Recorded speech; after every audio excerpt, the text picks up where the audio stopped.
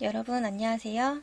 오늘 함께 볼 지문은 2022년 시행된 고1 3월 학력평가 국어 독서 부분 타르키비치의 미약사와 비어슬리 미약사입니다. 자, 이미 지문을 읽어본 친구들은 알 테지만 제목은 타르키비치 미약사, 비어슬리 미약사지만 사실 플라톤의 철학적 관점과 그의 예술관, 그리고 아리스토텔레스의 철학적 관점과 그의 예술관에 대한 내용이었죠.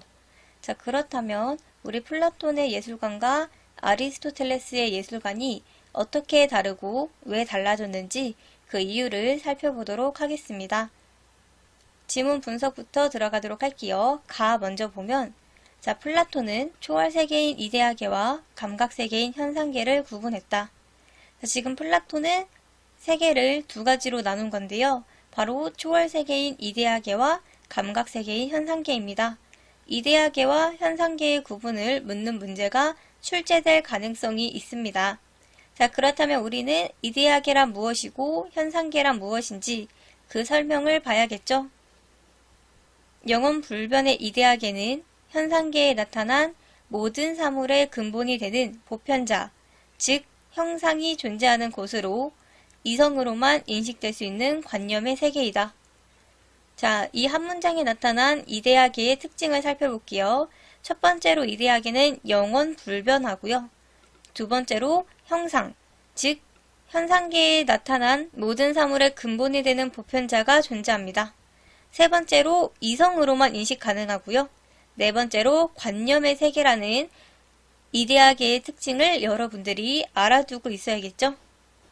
자, 반면이라는 것은 뒤에 오는 말이 앞의 내용과 상반됨을 나타내는 말입니다. 따라서 우리는 반면을 보고 이데아계가 아닌 현상계에 대한 내용이 나오겠다는 것을 추측할 수 있는 거죠. 자, 우리 현상계는 어떤 것인지 한번 볼게요.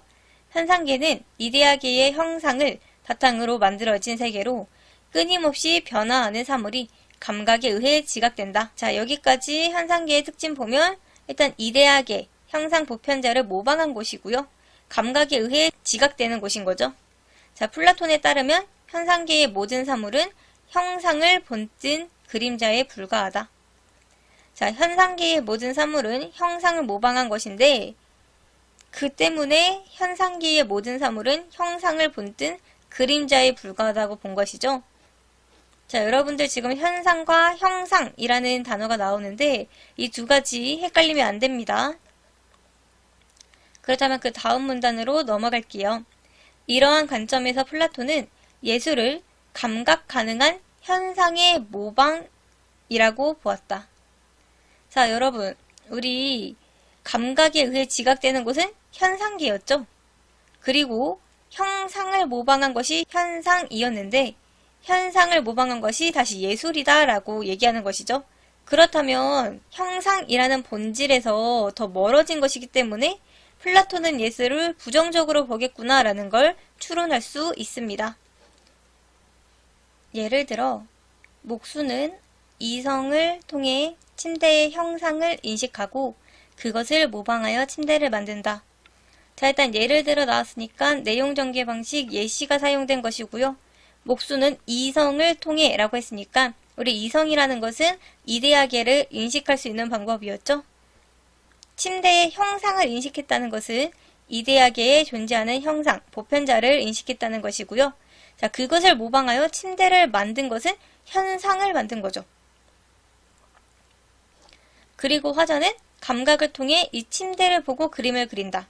자, 우리 목수가 만든 침대는 현상이었는데 그것을 보고 그림을 그리기 때문에 결국 침대 그림은 보편자에서 두 단계 떨어져 있는 열등한 것이며 형상에 대한 참된 인식을 방해하는 허구에 불과하다. 자, 예술은 보편자에서 두 단계 떨어진 것이에요. 왜냐하면 형상을 모방한 것이 현상이었는데 그 현상을 모방한 것이 예술이었기 때문에 지금 형상이라는 그 본질에서 한 번, 두 번, 지금 두 단계에 떨어져 있는 거죠. 그렇기 때문에 열등하다고 봤고요.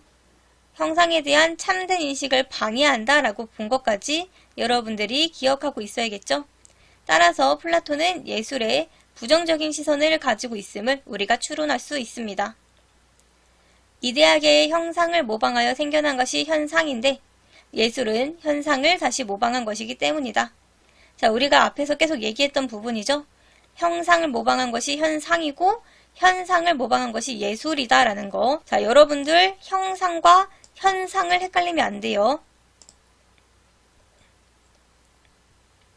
그 다음으로 가면 플라톤은 시가 회화와 다르다고 보았다.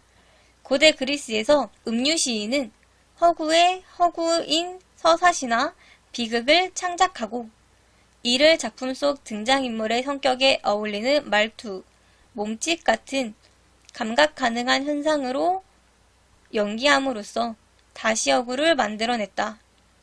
자, 우리 음유시인이 하는 것은 두 가지가 있네요. 일단 서사시나 비극 같은 허구의 허구를 창작하는 존재이기도 하고요.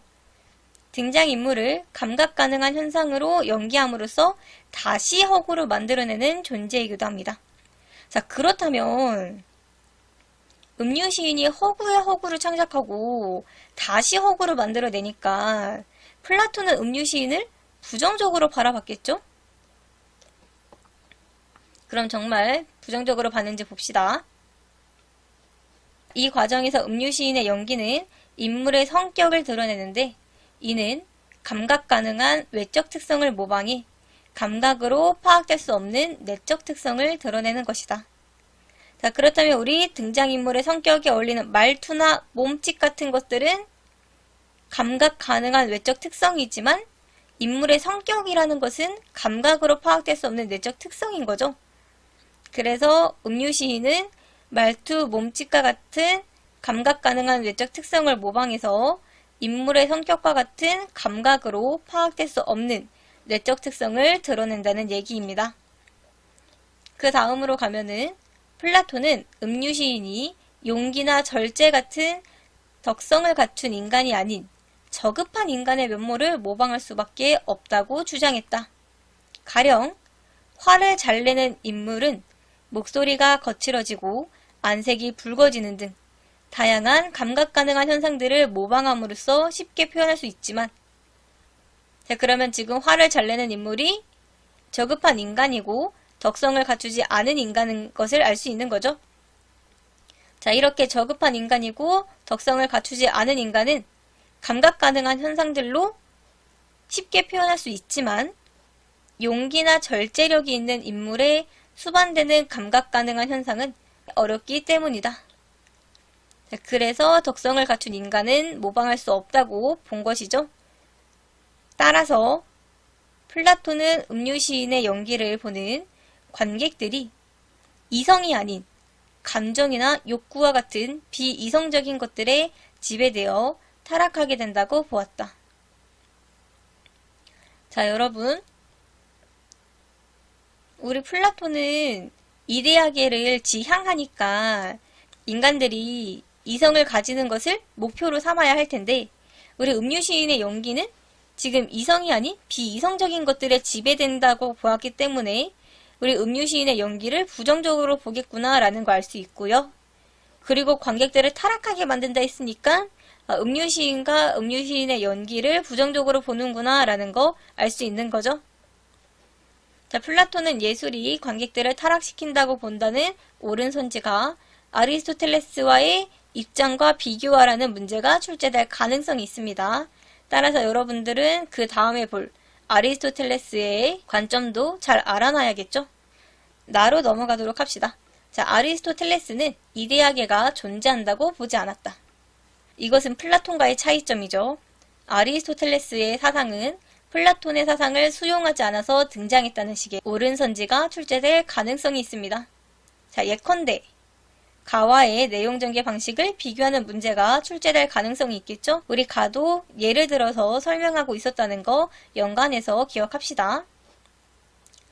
사람은 나이가 들며 늙는데 만약 이데아계에 변하지 않는 어린아이의 형상과 성인의 형상을 바탕으로 각각 현상계의 어린아이와 성인이 생겨났다면 현상계에서 어린아이가 성인으로 성장하는 것을 설명할 수 없기 때문이다. 자, 지금 이데아계를 활용하면 현상계에서 무언가가 성장하거나 변화를 가지는 것을 설명할 수 없다는 이야기고요. 그렇기 때문에 아리스토텔레스는 이데아계가 존재하지 않는다라고 봤다는 것까지 기억하면 될 것 같습니다. 그 다음 문단으로 가면 아리스토텔레스는 형상이 항상 사물의 생성과 변화의 바탕이 되는 진류에 내재한다고 보고, 자, 이것 또한 플라톤과의 차이점이죠. 아리스토텔레스는 형상이 항상 진류에 내재되는 것이라고 봤어요. 자, 이를 가능태와 현실태라는 개념을 통해 설명하였습니다. 가능태란 형상을 실현시킬 수 있는 가능적 힘이자 진류를 의미하고요. 자, 가능태는 다른 말로 진료라고 바꿔 쓸 수 있겠죠? 현실태란 가능태의 형상이 실현된 어떤 상태이다. 무슨 얘기인지 잘 모르겠으니 뒤에 예시 한번 보도록 할게요. 가령 도토리는 떡갈나무가 되기 위한 가능태라면, 그쵸, 우리 도토리는 떡갈나무가 되기 위한 진료니까 가능태라고 볼 수 있고요. 도토리가 떡갈나무가 된 상태가 현실태이다. 자, 우리 도토리는 이미 떡갈나무라는 형상이 실현된 상태이기 때문에 현실태라고 본다는 것이죠. 자, 우리 어린아이가 그 성인으로 성장하는 것에 적용하면 성인이 되기 위한 어린아이는 가능태에 속하고요. 어린아이가 성인이 된 상태는 현실태에 속한다는 거죠. 자, 이처럼 생성, 변화하는 모든 것은 목적을 향해 움직이므로 가능태에 있는 것은 형상이 완전히 실현된 상태인 완전 현실태를 향해 나아가는데, 이 이행 과정이 운동이다. 즉, 운동의 원인은 외부가 아닌 가능태 자체에 내재한다. 아리스토텔레스에게 있어 예술의 목적은 개개의 사물에 내재하고 있는 보편자, 즉 형상을 표현해내는 것이다. 자, 우리 개개의 사물이 진류고요. 진류에 내재하고 있는 보편자, 즉 형상을 표현하는 것이 예술의 목적이라고 본 거죠. 이런 점에서 그는 시가 역사보다 우월하다고 주장했다. 역사는 개별적 사건들의 기록일 뿐이지만 시는 개별적 사건에 깃들어 있는 보편자를 표현한 것이기 때문이다. 자, 시가 역사보다 우월하다고 보는 이유를 묻는 문제가 출제될 가능성이 있기 때문에 여러분들은 이 이유를 알아두면 좋겠죠? 그 다음 문단으로 가면 아리스토텔레스는 인간이 예술을 통해 쾌감을 느낄 수 있다고 보았다. 자, 우리 플라톤은 예술을 부정적으로 봤죠. 관객을 타락시킨다라고 봤지만 우리 아리스토텔레스는 인간이 예술을 통해 쾌감을 느낀다고 봤어요. 자, 플라톤과 달리 아리스토텔레스는 예술이 인간에게 긍정적인 영향을 미친다고 보았다는 옳은 선지가 출제될 가능성이 있겠죠. 특히 비극시는 파멸하는 주인공을 통해 인간의 근본적 한계를 다루기 때문에 시를 창작하면 인간 존재의 본질을 인식하는 암의 쾌감을 느낄 수 있다고 하였다. 비극시 속 이야기는 음유시인이 경험세계의 개별자들 속에서 보편자를 인식해내어 그것을 다시 허구의 개별자로 표현한 결과물인 것이다. 또한 관객은 음유시인의 연기를 통해 암의 쾌감을 느낄 수 있을 뿐 아니라 그와 다른 종류의 쾌감도 경험할 수 있다. 자, 우리 예술, 음유시인의 연기는 관객에게 암의 쾌감 플러스 뒤에 나오겠지만 카타르시스를 경험하게 합니다. 자, 관객들은 암의 쾌감만을 느낄 수 있다는 틀린 선지가 출제될 가능성이 있겠죠. 관객은 고통을 받는 인물의 이야기를 통해 그에 대한 연민과 함께 자신도 유사한 고통을 겪을 수 있다는 공포를 느낀다. 이러한 과정에서 감정이 고조됐다가 해소되면서 얻게 되는 쾌감, 즉 카타르시스를 경험한다. 자, 관객들은 비극시를 통해 암의 쾌감과 카타르시스를 함께 경험할 수 있다는 식의 옳은 선지가 출제될 가능성이 있습니다. 자, 이것으로 지문 분석은 마무리가 되었고요.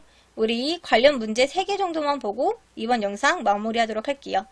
근데 여러분, 문제를 풀 때 조심해야 되는 건 비문학은 특히 여러분들이 가지고 있는 배경 지식을 활성화하지 않아도 된다는 것을 꼭 기억해 주세요.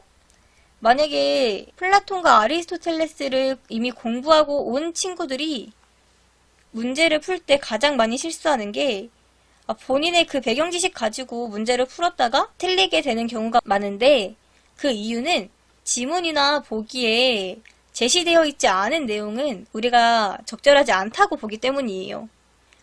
따라서 여러분들이 아는 내용이어도 지문에 어떤 내용이 있고 보기엔 어떤 내용이 제시되어 있는지 한번 확인하고 문제 적용하는 게 좋겠죠? 그러면 진짜 문제로 넘어가 볼게요. 자, 우리가 먼저 볼 문제는 7번 문제입니다. 다음은 나를 읽은 학생이 작성한 학습 활동지의 일부고요. 기억, 리을 중 적절하지 않은 것만을 고른 것을 찾는 문제입니다. 자, 풀어볼 시간 줄 테니 한번 풀어보도록 해요.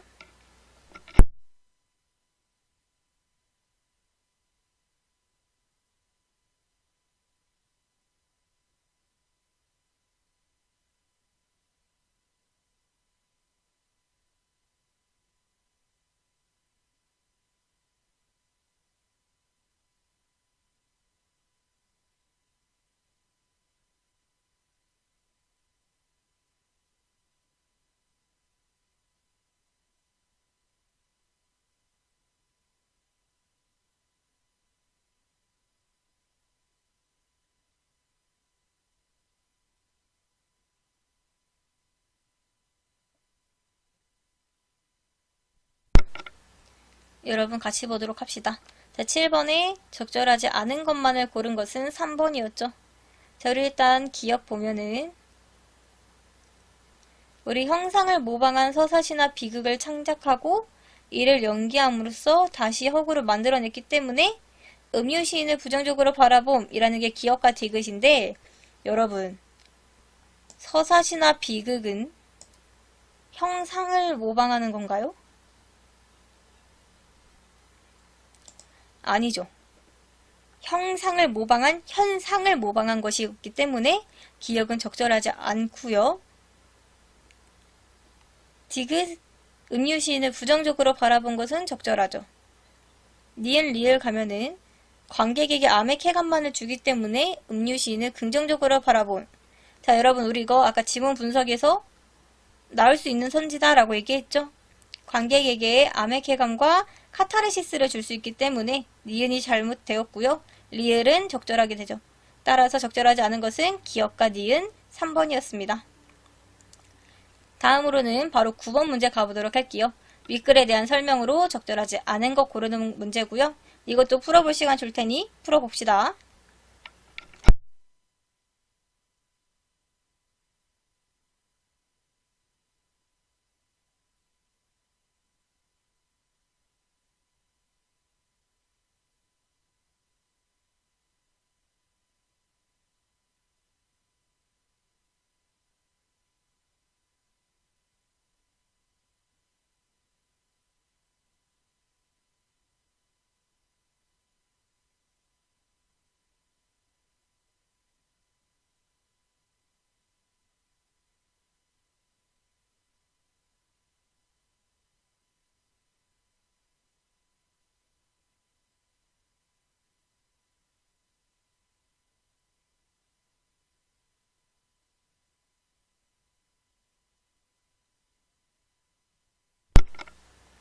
자, 여러분 9번 같이 보도록 할게요. 우리 9번에 적절하지 않은 거 4번이었죠. 자, 아리스토텔레스는 도토리는 딱깔나무가 되기 위한 가능태로 보았기 때문에 어린아이는 성인이 되기 위한 가능태로 보았을 것을 알 수 있죠. 자, 나머지 적절한 이유 보고 갈게요.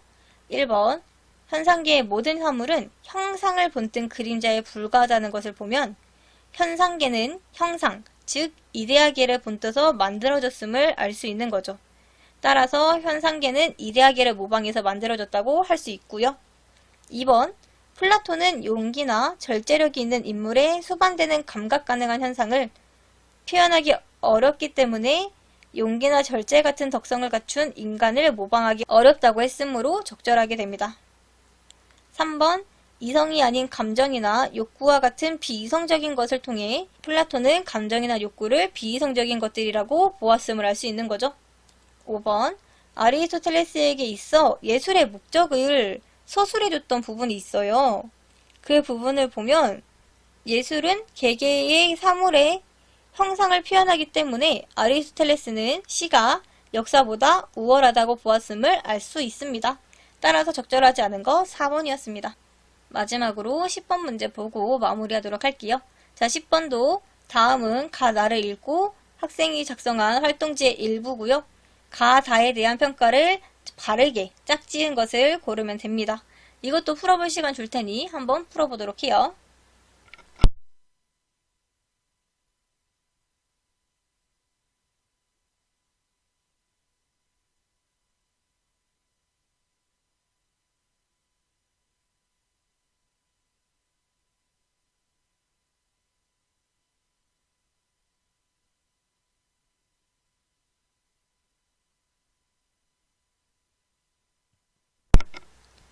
여러분 함께 봅시다. 자, 우리 일단 가부터 보면 철학적 관점을 바탕으로 각 철학자의 예술관을 설명했다 라고 했는데, 우리 가는 플라톤의 철학적 관점을 바탕으로 플라톤의 예술관을 설명했고, 나는 아리스토텔레스의 철학적 관점을 바탕으로 아리스토텔레스의 예술관을 설명했기 때문에 공통점으로 적절하고요. 우리 가에서도 예시가 사용됐고 나에서도 예시가 사용됐기 때문에 적절하고요. 차이점은 가는 비극의 부정적 측면을, 나는 비극의 긍정적 측면을 중점적으로 다뤘다? 자, 여러분들이 아마 모의고사 문제를 계속 풀다 보면 비극을 중점적으로 다룬 지문이 있긴 한데, 우리 지금 이 지문은 비극을 중점적으로 다룬 게 아니죠? 따라서 차이점 다는 부적절하다고 할 수 있습니다. 그래서 가 적절, 나 적절, 다 부적절 해서 1번이 가장 적절하다고 할 수 있겠죠. 자, 오늘 영상은 이것으로 마무리할 건데, 오늘 본 이 모든 자료와 수능, 모의고사, 내신 관련한 자료는 나무 아카데미에서 확인할 수 있고요. 문의사항이나 궁금한 점은 유튜브 댓글로 남겨주면 확인하는 즉시 답글을 달도록 하겠습니다. 그러면 우리는 다음에 또 다른 지문으로 만나도록 할게요.